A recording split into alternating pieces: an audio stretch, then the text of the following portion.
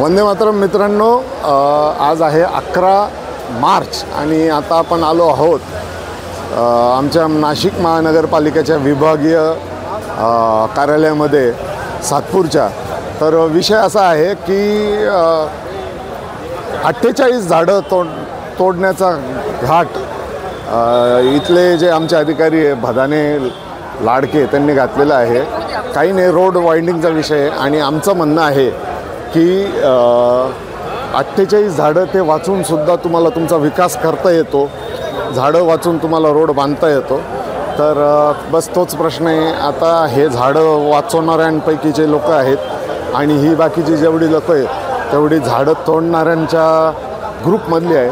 आता जी सुनावणी आहे ती आता थोड्या वेळात सुरू होईल, तर बघूया काय होतं ते. वंदे मातरम.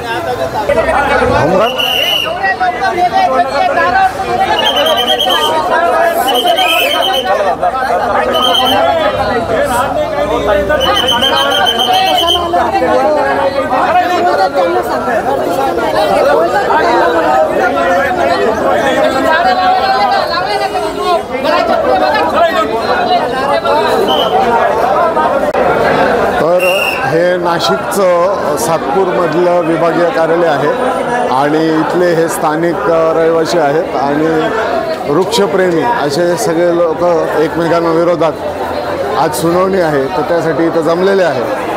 तर बघूया आता आज काय काय होतं ते. पोलीस दाखल झालेले, पोलीस म्हणजे हे होमगार्ड आहे.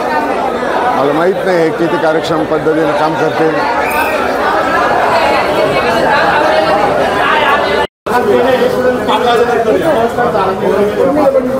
इथं आतमध्ये कोणाला जाण्यास मज्जाव करत आहेत, म्हणजे ज्यांचं काम आहे त्यांनाच मध्ये जाऊ देत आहे. त्यांच्याबरोबर येणारे जे पण इतर लोक असतील त्यांना जाण्यामध्ये मज्जाव, कारण वातावरण टाईट झालेलं आहे.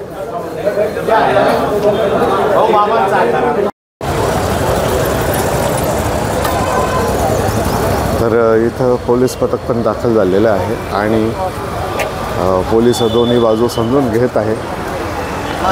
आणि मेन जी सुनावणी ती आतमध्ये होणार आहे, तिकडं आतमध्ये ऑफिसमध्ये विभागीय आयुक्त जे आहे त्यांच्या दालनामध्ये. तर बघूया आता. इथं पोलीस झाड वाचवणाऱ्यांबरोबर बोलत आहे. ज्यांना झाड जे वृक्षतोडीच्या विरोधात आहे त्यांच्याशी आता पोलीस बोलत आहे. झालाच पाहिजे,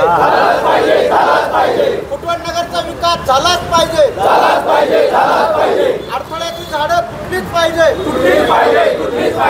एका झाडाच्या बदल्यात आम्ही 5 झाडं लावू. एका झाडाच्या बदल्यात आम्ही 5 झाडं लावू.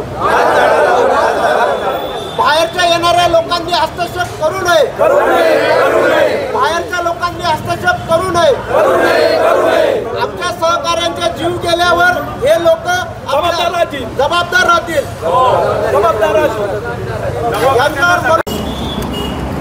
माझं नाव भारती जाधव आहे. आज बऱ्याच वर्षापासून आम्ही नाशिकमध्ये झाडं वाचवण्याचं कामं करतो आणि हे जे आहे civil application number 96/2014 in PIL 41/2006 यानुसार हायकोर्टाचे आदेश आहेत का जी झाडं जी असतात जी रस्त्यामध्ये येतात असं म्हटलं जातं, तर ती झाडं जी आहेत ती झाडं त्यांच्याभोवती काहीतरी बांधकाम असं केलं पाहिजे, एक त्याला अशी बॉर्डर केली पाहिजे. तर जास्तीत जास्त झाडं ती झाडं वाचवून जो काही रस्ता करायचा असतो ती झाडं वाचवून करता येऊ शकतो. आणि आत्ता आम्ही ज्या झाडांसाठी इथे आलेलो आहे 48 झाडं जी कापली जाणार असं म्हणतात ते, तर त्या 48 झाडं जी आहेत ती कुठल्याही प्रकारे रस्त्याच्या मध्ये येत नाही. म्हणजे जे असं नेहमी आरोप केला जातो का झाडांमुळे माणसांचा जीव जातो आणि ह्या लोकांना झाडांचंच पडलेलं असतं, माणसांचं नाही, पण असं काही नाही आहे. झाडं ही साईडला आहेत, ती कुठल्याही प्रकारे मध्ये येत नाही आहे. त्यांना चांगल्या प्रकारे टाळून आपण काय तुमचा रस्ता बनवायचा असेल, बांधकाम करायचं असेल, काहीही करू शकतो. आता नुकत्याच मी फडणवीस सरांचे जे आहे नागपूर तिथे मी जाऊन आले आणि तिथे मी पाहिलं तर खूप छान विकास केलेला आहे. त्यांनी अतिशय चांगले झाडं वाचवून त्याचा विकास केलेला आहे.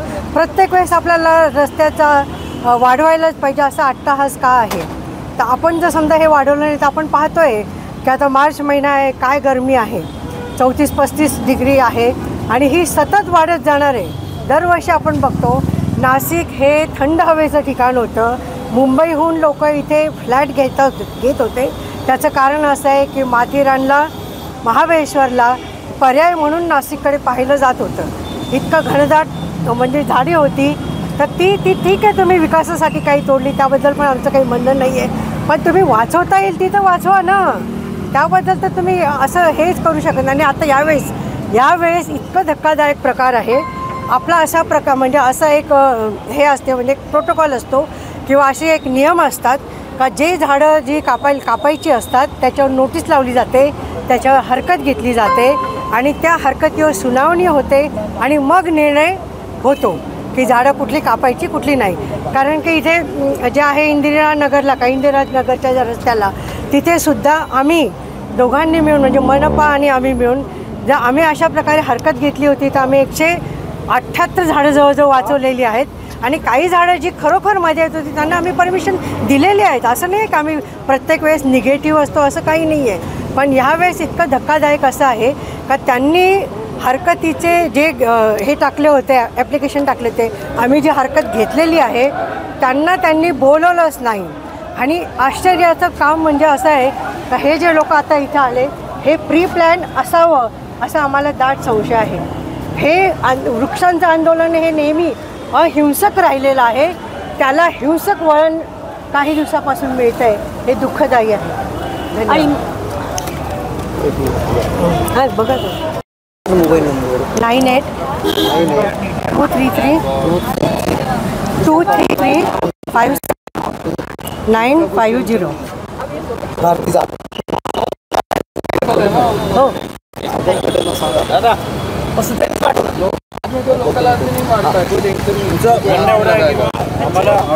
हो पहिली हरकती घेतल्या आहे पर्यावरण प्रेमींनी, नागरिकांनी. त्यांना इथं आज सुनावणीसाठी बोलवलेलं आहे. पण माझा पहिला प्रश्न आहे पोलीस प्रशासनाला आणि नगरपालिकेला, आम्ही सगळे हरकती घेणारे, आम्हाला बोलवलं तुम्ही, हरकत काय तुमची हरकत आम्हाला सांगा नीट समजून. आम्ही आलोय, आमच्या विरोधी पक्षांना का बरं बोलवलं इथं? झाड तोडणाऱ्यांना का बरं इथं बोलवलं? आम्हाला मारायला बोलवलं का? घोळका करून एवढी गँग घेऊन आम्हाला मारण्यासाठी बोलवलं का? मग तुम्ही हे स्टेप बाय स्टेप बोलायचं होतं. आधी हरकत घेणाऱ्यांना बोलवायचं होतं, दुसऱ्या दिवशी कोणाला झाड तोडण्याचा पाठिंबा त्यांना बोलवायचं होतं. ॲक्च्युली झाड तोडण्याचा पाठिंबा ज्यांना आहे त्यांना बोलवण्याची गरजच नव्हती. पेपरमध्ये ॲड अशी होती का ज्यांना झाड तोडण्याच्या विरोधात हरकत आहे त्यांनी हरकत घ्यावी. आम्ही घेतली हरकत. हे कोणत्या नात्याने आले इथं हेच समजत नाही मला. एवढा घोळका करून उभे कोणत्या नात्याने घोळका केला आहे हेच समजत नाही मला. पोलिसांना विनंती आहे का यांच्यावर कारवाई करावी, यांना घरी घेऊन जावं इथून. नाव काय? माझं नाव सुमित शर्मा.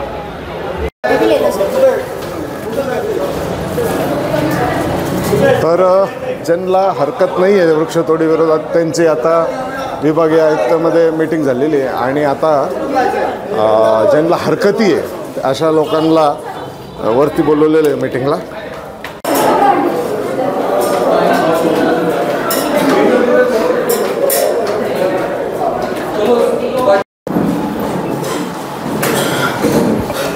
तर आता ह्या सभागृहामध्ये आमच्या हरकती दाखवण्यासाठी आम्ही सगळे कार्यकर्ते आलेले. जोशी सर आमचे एक्स आर्मी मॅन.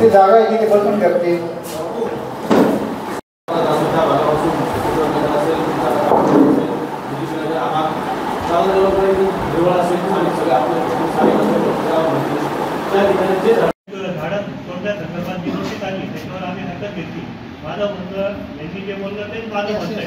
माझं एक म्हणणं आहे का तुम्ही मॅडम आहेत उद्यान विभागाचे वगैरे त्यांनी एकदा प्रभागात यावं आणि जे भर रस्त्यात झाड आहे ते तशीच जे फुटपाथवर आहे ते तोडण्यासंदर्भात आपण नोटीस लावलेली. माझी रिक्वेस्ट आहे की जे रस्त्यात झाड आहे ते तोडा. मॅडम या याच्यावर तुम्ही आमच्या वाड्यात तुम्हाला दाखवू शिटू भाऊ समोरून आपण तो शक्ती चौकाला जातो ना त्या साईडला लेफ्ट राईट टर्न मारतो. रस्त्याच्या मधोमध झाड आहे, 2-3 ॲक्सिडेंट पण झालेले आम्ही कल्पना पण दिसतो. पण तो रस्त्याचं भर रस्त्यात आहे झाड. स्पेशली झाडं तोडा तुम्ही, ती झाडं तोडा तुम्ही. आम्ही काही हरकत नाही. तोडण्यापेक्षा जर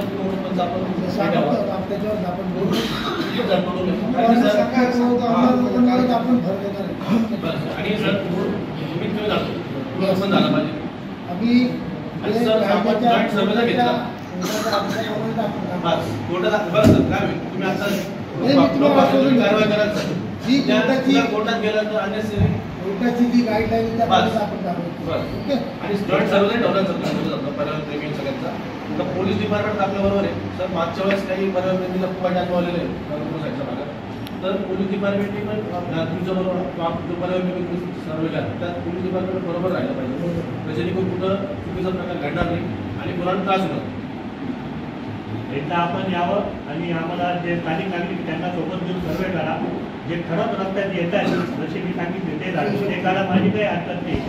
मुंबई नाकामध्ये पखाल रोड ते मुंबई नाका म्हणजे सर्विस रोडच्या दोन्ही साईडला 100 असे झाडं लावले आहेत आणि ते त्यांचं संगोपन पण मागच्या 10 वर्षापासून करतोय.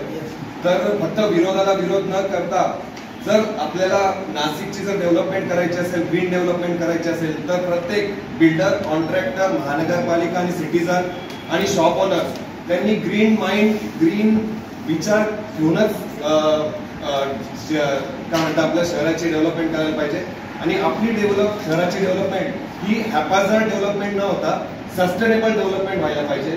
तर आता जर आपण बाहेर जर बघितलं आपल्या सातपूर नगरपालिकाच्या कार्यालयात तर तुम्ही बघा तिथे रेंट्री आहे त्या रेंट्रीला चांगला आळा केलेला आहे आणि ते झाड एकदम सुशोभित केलेलं आहे. आता जसं सगळेजण म्हणतात आहे जर रस्त्याच्या दुतर्फी लावलेली झाडं असतील जर ती फुटपाथमध्ये येत असतील तर आपण त्याला संरक्षण ठेवून ऍक्सिडेंट पण नाही होणार आणि ते झाड पण वाचेल.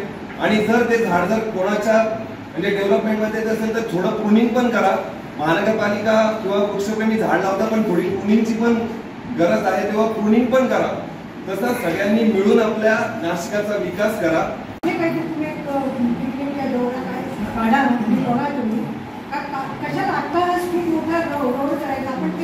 अधिकारी किती सिरियस आहे बघा दोघं मोबाईलमध्ये खेळत आहेत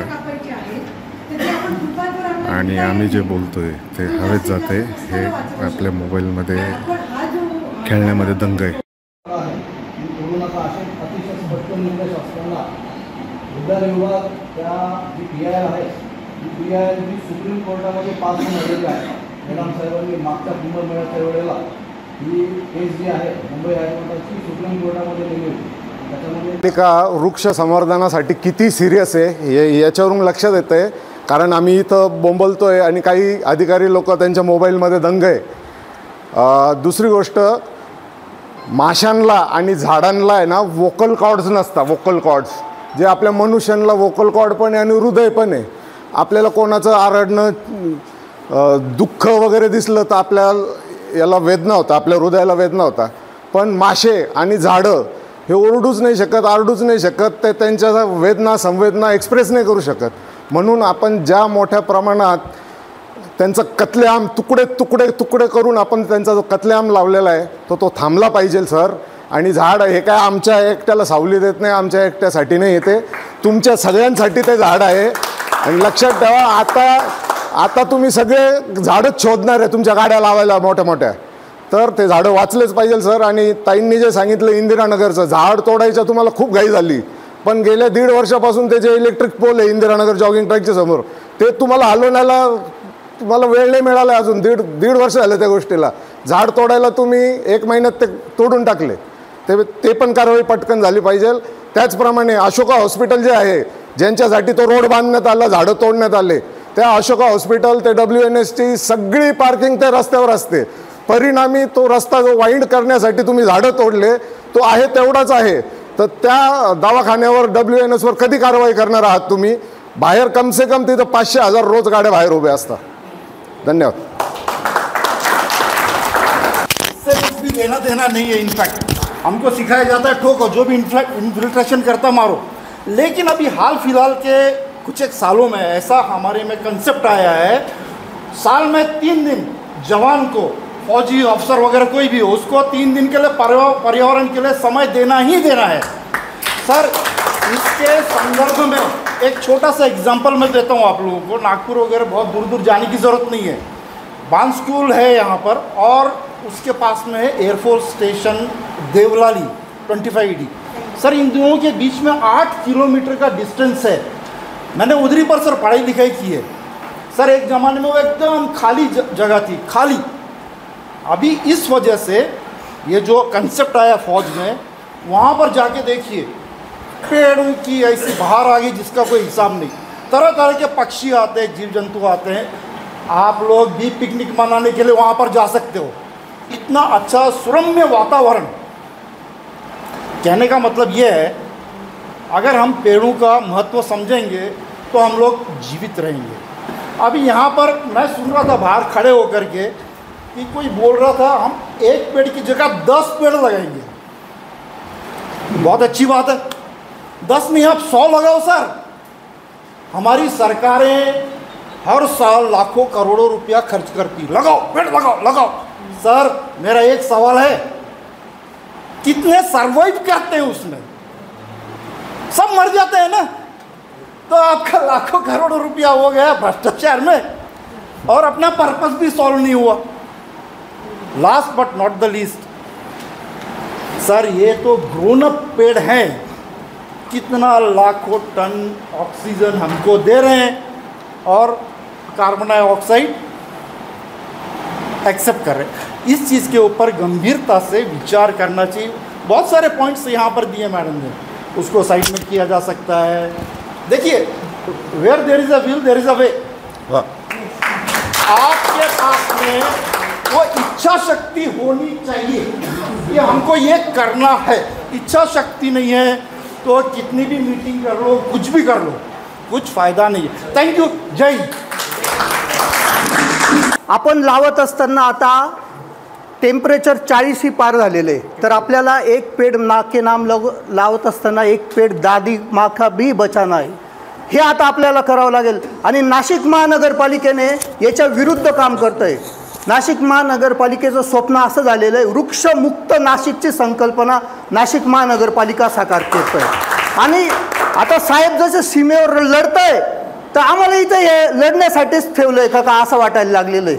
म्हणजे प्रत्येक एक रस्त्याचं रुंदीकरण करायचं, 100 झाड तोडून टाकायचं, दुसऱ्या रस्त्याचं रुंदीकरण करायचं, 200 झाडं तोडून टाकायचं, असं हे फरमान का काढलं जातं हे समजत नाही।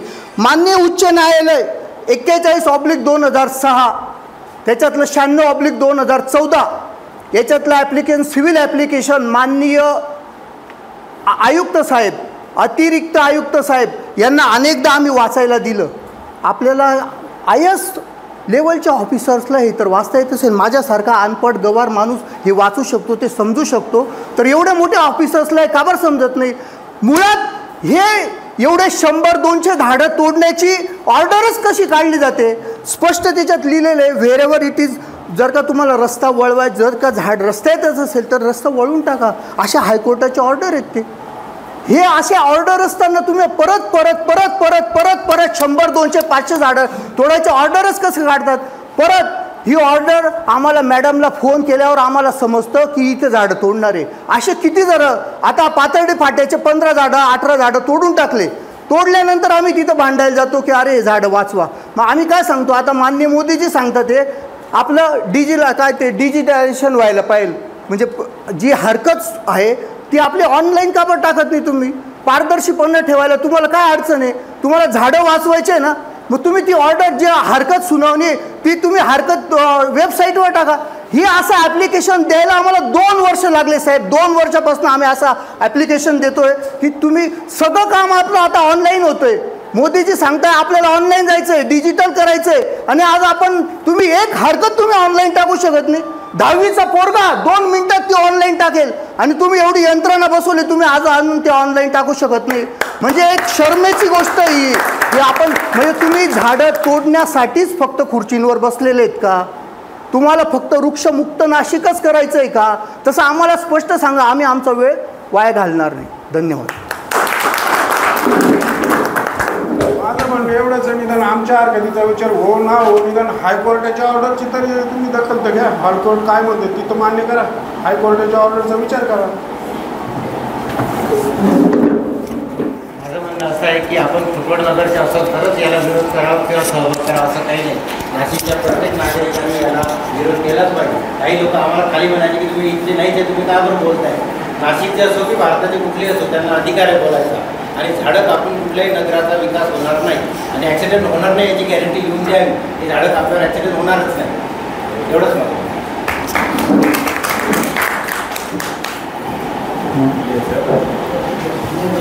मला वाटतं विषय तुम्हीच घेऊन आला. सर्वांचं म्हणणं अजून कोणी राहिले बोलायचं? सर सिर्फ इतना सा कहना था कि अपन मोदी जी का अपमान ना करें.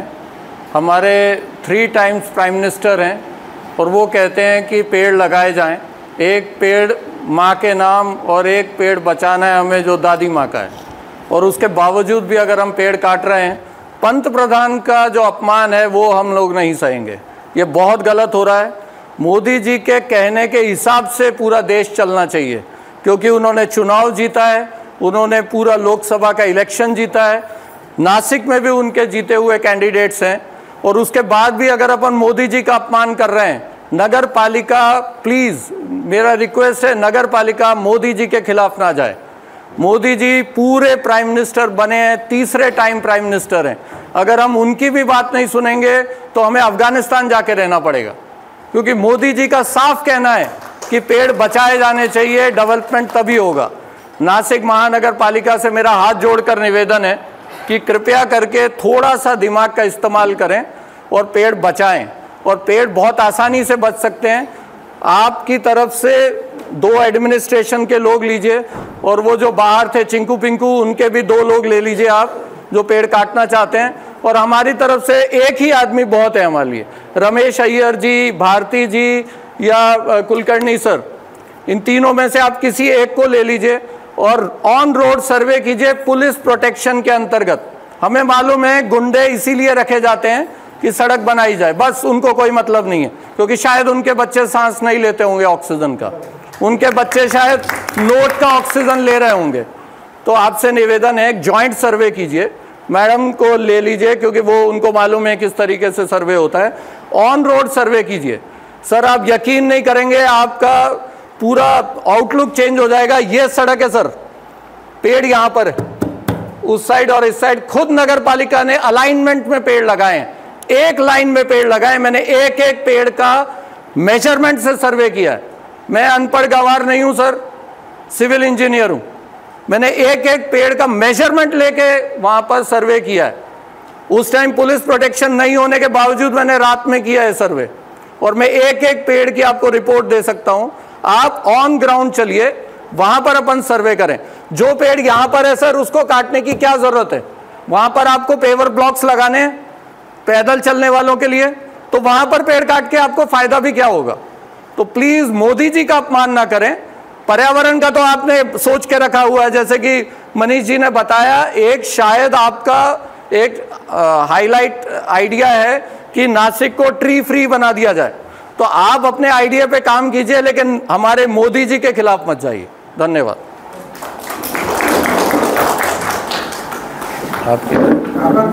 आप बोलो. सर्वांचं म्हणणं जवळपास आता एकच मत आहे. एक मिनट सर. नहीं बोलिए सर. प्रेमित आहे, ज्यांनी विरोध केला ते भारतीयच आहेत, आणि आपण जे म्हणतो की एकमेकाला विरोध हा विषय नाही याच्यामध्ये.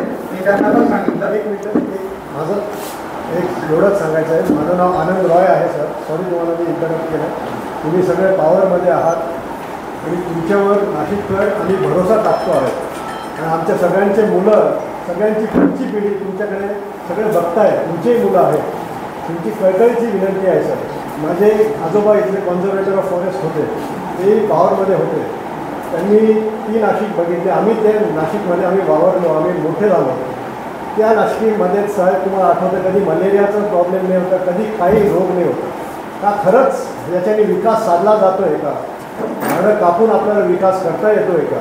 याचा सगळ्यांनी, तुम्ही सगळे एज्युकेटेड लोक आहात, आम्ही तुमच्याकडे कळकळीची विनंती करतो की पुढच्या जनरेशनसाठी तरी आमचं ऐकावं. अजून एक गोष्ट, हायकोर्टने या झाडांना हेरिटेज ट्रीज म्हणजे विरासत वृक्ष म्हणून त्यांना घोषित केलं. विरासत म्हणजे तुम्ही एक झाड कापून त्याच्याकडे 10 लावू नाही शकत. एक अजंठा एलोरा, एक ताजमहल आहे, ते विरासत आहे आपली. तसे हे वृक्ष विरासत वृक्ष म्हणून जाहीर केले. यांच्या जागी दुसरे झाडं लावता येणार नाही, त्यांच्या जागी पुनर्रोपण करता येणार नाही. ही आपली विरासत आहे, ही आपल्याला वाचवायचं आहे. धन्यवाद.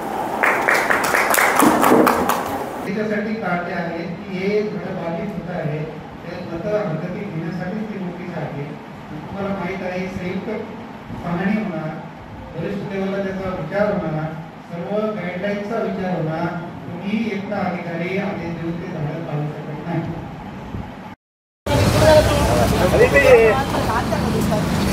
मित्रांनो, कुत्रे सुद्धा आहे ना कारण नसताना भुकत नाही.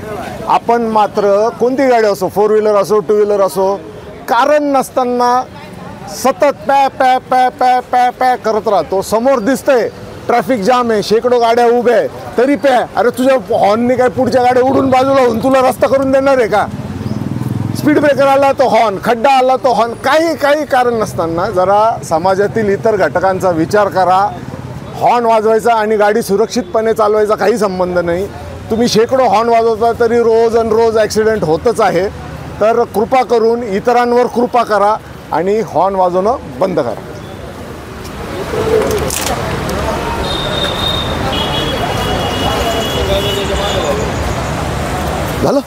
झाली ड्युटी तुझी?